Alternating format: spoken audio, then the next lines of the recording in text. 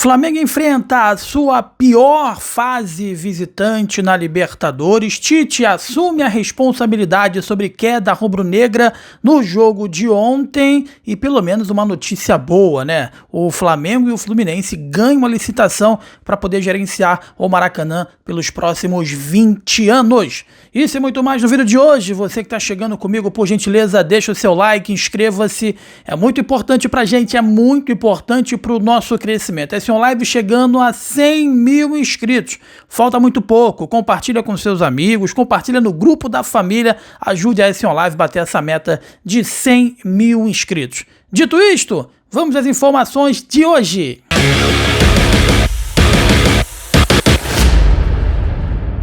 Meus amigos, na noite de ontem, como vocês bem sabem, o Flamengo perdeu para o Palestino, né?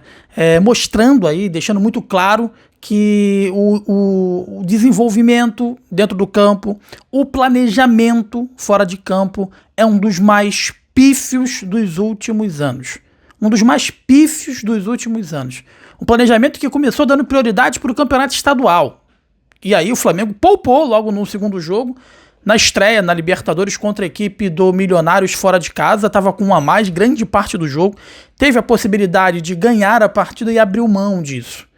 E logo depois o Flamengo também já foi para uma altitude, ganhou do Palestino em casa, num jogo complicado, um jogo difícil, 2-0. Foi 2-0, mas foi um jogo extremamente mentiroso, essa é a pura realidade. E aí já foi para a Bolívia, para a altitude, como derrotado. Como eu costumo falar, o Flamengo perdeu para o Bolívar na altitude, não foi lá na altitude, foi aqui. Porque já todo mundo está, não, lá perder é normal. Inacreditável, com o investimento que o Flamengo tem, com os atletas que o Flamengo tem, alguém achar que o Flamengo perder, seja na altitude ou não, é normal.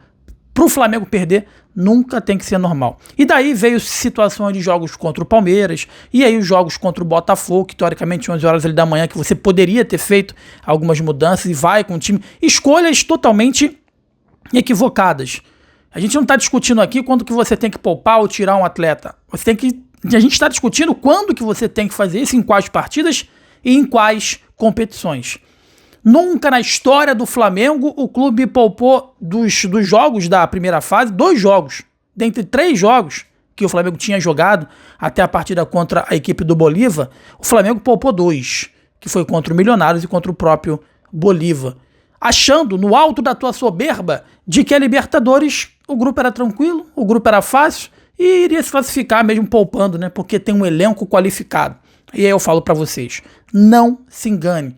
O Flamengo está longe de ser um elenco forte. O Flamengo está longe de ser o elenco mais forte da América do Sul. Eu nem sei se é o elenco mais forte do Brasil.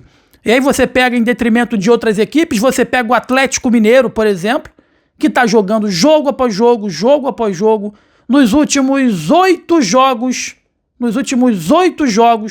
Hulk, Paulinho e Gustavo Scarpa jogaram 7 partidas, dentre eles Libertadores, Copa do Brasil, desde as finais do Campeonato Estadual até agora na Libertadores, onde o Atlético se classificou com 100% de aproveitamento. O Atlético, o trio de ouro lá do Atlético, o Scarpa, o Paulinho e o Hulk, eles jogaram dos 8, eles jogaram 7 jogos. Foram poupados na última partida do Campeonato Brasileiro contra a equipe do Cuiabá, fora de casa. Por que o Flamengo tem que poupar jogadores?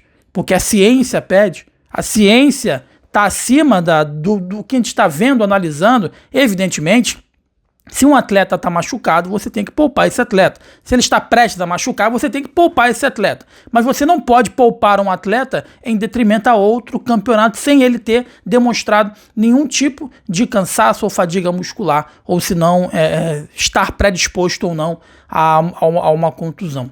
Planejamento pífio, planejamento horrível. O Flamengo perdeu e desembarcou sob protestos no Aeroporto Internacional do Rio de Janeiro do Galeão. E nesse protesto o torcedor gritou o seguinte: nem Noé carregou tantos animais nas costas como o De La Cruz está carregando esse Flamengo.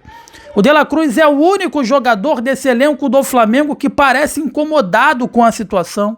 Ele pede bola o tempo todo, ele se movimenta, e aí o Pedro teve uma bola extremamente importante, que bastava ele dar assistência pro De La Cruz, que ia entrar livre, leve e solto, quem sabe ter feito o primeiro gol, que poderia ter mudado o panorama da partida. Mas mais uma vez o Pedro resolveu ser egoísta. Não é a primeira vez. não é uma crítica pontual.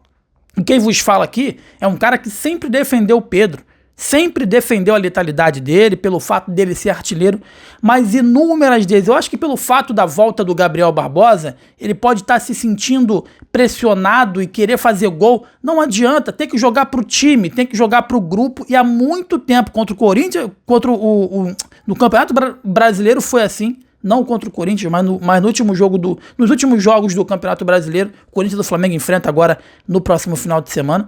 O Pedro tá sendo egoísta, tá prendendo bola.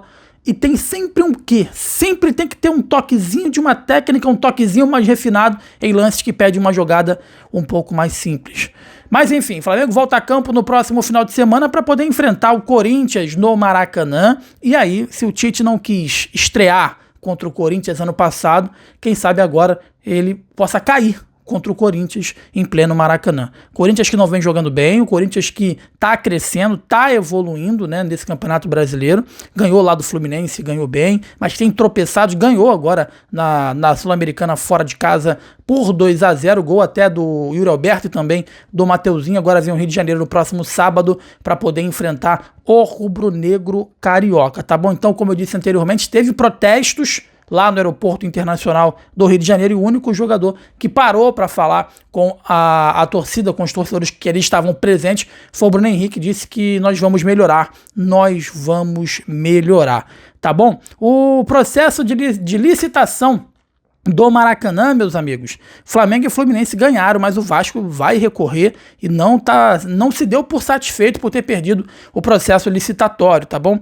Após 8 meses desde a publicação do edital, nessa quarta-feira ocorrerá a abertura da proposta financeira dos consórcios Flamengo, Fluminense e Maracanã para todos, composto por Vasco e também a W Torre. O evento será realizado na sede do governo do estado do Rio de Janeiro. A outorga mínima anual para exploração e operação dos equipamentos públicos por 20 anos é de 6,1 milhões, o que equivale a cerca de 500 mil reais. Então aconteceu hoje essa outorga e Flamengo e Fluminense já venceram, já saiu o resultado. Flamengo e Fluminense vai ter a gerência do Maracanã pelos próximos 20 anos. Pelo menos essa é a notícia boa de momento, né? Ou não, porque vai que o Flamengo continua se acomodando e se utilizando do discurso do estádio próprio para angariar votos, seja eles internos ou externos, e se não para ficar enganando o torcedor, para ficar escondendo problemas para debaixo do tapete, tá bom? Você que tá com a gente, deixa o like, inscreva-se, é importante pra caramba pra gente, é muito importante pro nosso crescimento. Logo após a partida de ontem, o Tite ele concedeu entrevista coletiva e os jogadores do Flamengo não se isentaram da culpa, e também o treinador Tite diz que a confiança caiu. Naquele linguajar dele rebuscado, naquele linguajar dele que não é para torcedor, mas enfim, ele, resumindo, traduzindo o que o Tite disse, que efetivamente tecnicamente caiu, taticamente caiu, mas o fator preponderante que tem atrapalhado o Flamengo foi a queda da confiança, e ele espera já no próximo jogo reerguer o Flamengo e reerguer essa confiança. Beleza? Você que tá com a gente, deixa o like, inscreva-se, é muito importante pra gente, é muito importante pro nosso crescimento. Eu sou o Jonas Stelma, essa é a S1 Live, rumo aos 100 mil inscritos. Uma boa noite, abraço, valeu!